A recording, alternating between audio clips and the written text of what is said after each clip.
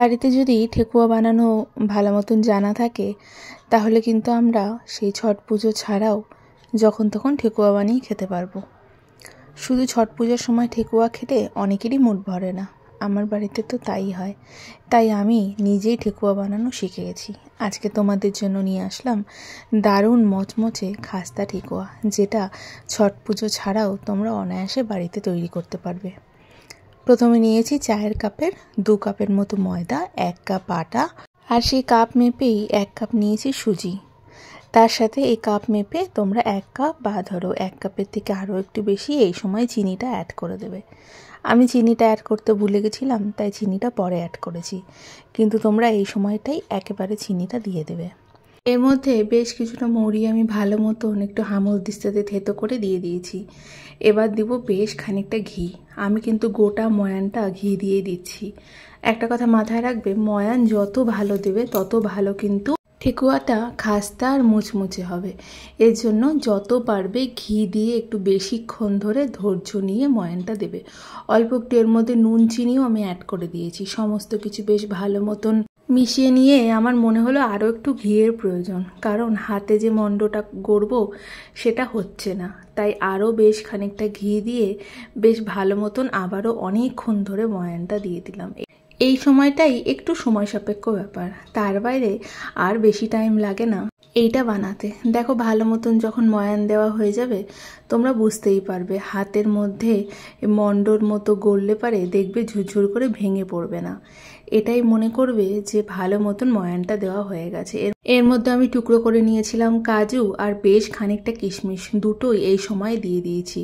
দেখেছো, এই দেখো মণ্ড করছি, খুব ভালো মতন মণ্ডটা হয়ে যাচ্ছে।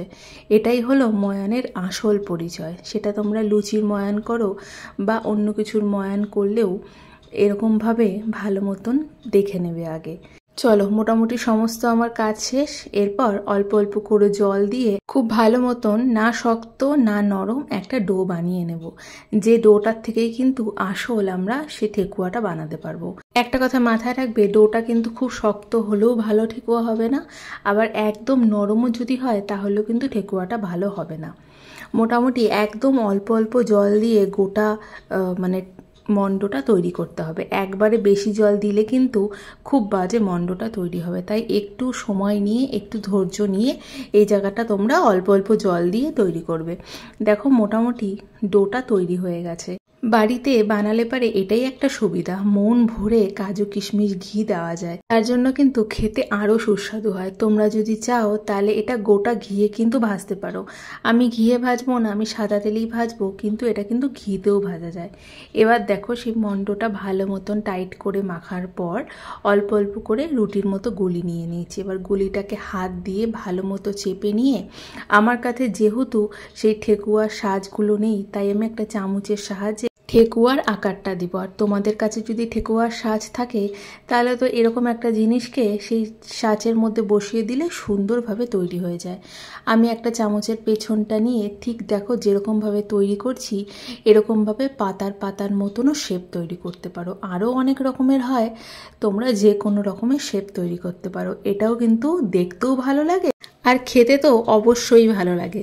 সমস্ত কিছু বেশ অনেকক্ষণ ধরে আমি করে নিচ্ছি। এবার দেখো ঠিক অন্য একটা জিনিস দিয়ে আবার চেপে চেপে অন্য রকমের শেপ তৈরি করছি। আমি বেশ 2-3 রকমের শেপ তোমাদেরকে দেখাবো। তোমাদের যেটা ভালো লাগে তোমরা সেভাবেই তৈরি করতে পারো। প্রত্যেকটা শেপই ভীষণ সহজ আর বাড়িতে থাকা জিনিসপত্র দিয়েই কিন্তু তৈরি হয়ে যাচ্ছে। আমাদের কাছে যেহেতু সাজ থাকে না তাই সাজের চিন্তা করতে হবে না। দেখো 2-3 রকমের আমি ভালো মতন ঠেকুয়াটা বানিয়ে নিচ্ছি। কড়াইয়ের মধ্যে বেশ খানিকটা সাদা তেল গরম করতে দিয়েছিলাম। ভালো মতন ধোঁয়া বেরোতে শুরু করলে একদম কম আঁচে সেই ঠেকুয়াগুলো এক এক করে দিয়ে দিচ্ছি। ভালো মতন কম আছে সমস্ত ঠেকুয়াগুলো কিন্তু এক এক করে ভাজতে পারবে। দেখেছো আমি 4টা ঠেকুয়া কিন্তু 4 রকমের আকার তৈরি করেছি। সমস্ত কিন্তু ওই হাতা বা চামচ দিয়েই তৈরি করেছি। আর একটা হয় যে আমরা চা খাই যে ছাঁকনি, সেই ছাঁকনির পেছনটা দিয়েও কিন্তু সুন্দর একটা শেপ তৈরি হয়। খুব ভালো মতন সেই ঠেকুয়াগুলো দু সাইডটাই ভেজে নিয়েছি। কম আঁচে ভাজলে পারে কি হয়, ভেতরটাও খুব মুচমুচে ভাজাটা তৈরি হয়।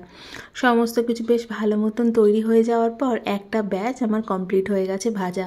এবার আরও কয়েকটা ঠেকুয়া আছে, সেগুলো আস্তে আস্তে করে ভেজে নেব, তাহলে আমার গোটা ঠেকুয়াটা ভাজা কমপ্লিট হয়ে যাবে। খেতে দুর্দান্ত হয় তো, তাই এখন আর সেই ছট পূজা পর্যন্ত বসে থাকতেও হবে না, বা ছট পুজোর সময় কে দেবে তার জন্য অপেক্ষা করতে হবে না। নিজেরাই এত সহজ পদ্ধতিতে বাড়িতে বানিয়ে একবার ট্রাই করো, দেখবে দুর্দান্ত লাগে খেতে। আজকের ভিডিওটা এতটুকুই। যদি এই ঠেকুয়ার ভিডিওটা ভালো লেগে থাকে তাহলে লাইক করে সাবস্ক্রাইব করো।